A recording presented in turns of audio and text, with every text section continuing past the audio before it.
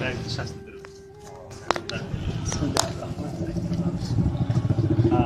Biraz ne geliyor? Ne geliyor? Hadi satar geliyor.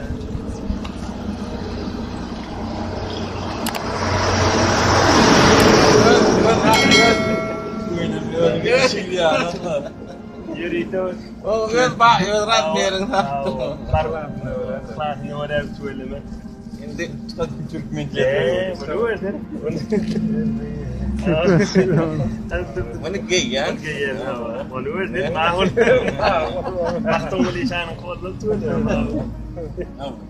Anindi. Anindi. Ini bilindi. Türkmenistan'daki Afyon'da Türkmenistan'daki Moğollar'da ne dedik? Anbar sorta düşürmedi. Allah Teala iman bağlılığından madem gülüp yaşar. Madem berekette, süyücülükte, ağırlıkta yaşar. YouTube'da şunga madresi YouTube diyeceğim. Sen Moğol'da bir cemaatiniz, bir yaşlılarınız, yaşlılarınız, hormatlı olukon, iş çalışıyor, devlet adamı, il adamı, hemmelerinin yaşları uzak bulup yaşasınlar. Yaşayışlarının süyücülük kurup yaşasınlar. Adamların içi bulup yaşasın inşallah. Bir de bir can sağlık.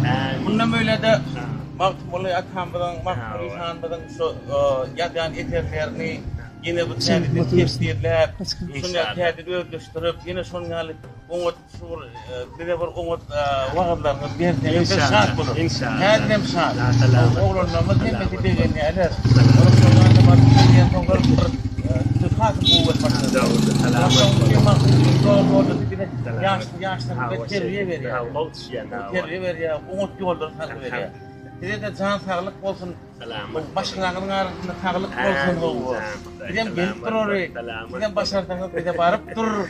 Ben şımarlarımı bir etkilen oğlanlara oldu. Yine tuşlar. Birinci de yine de yılda 2 yılda tuşlardan kardeşlerden arttan taşırsın. İnşallah.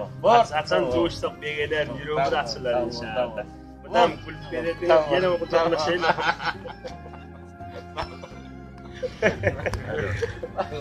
Yani yol olsa yoksa otursam olacak.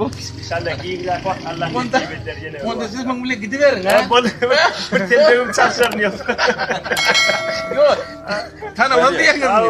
Tanımadı yakın. Ay bu ya tanımadı. Tamam maşını min ya çamada çekmedi. Hatta yenge çekti o açtı. Ben azdaga kan çıkmam diye başladı. Oranda yetti. Vakti da yetti. İnşallah.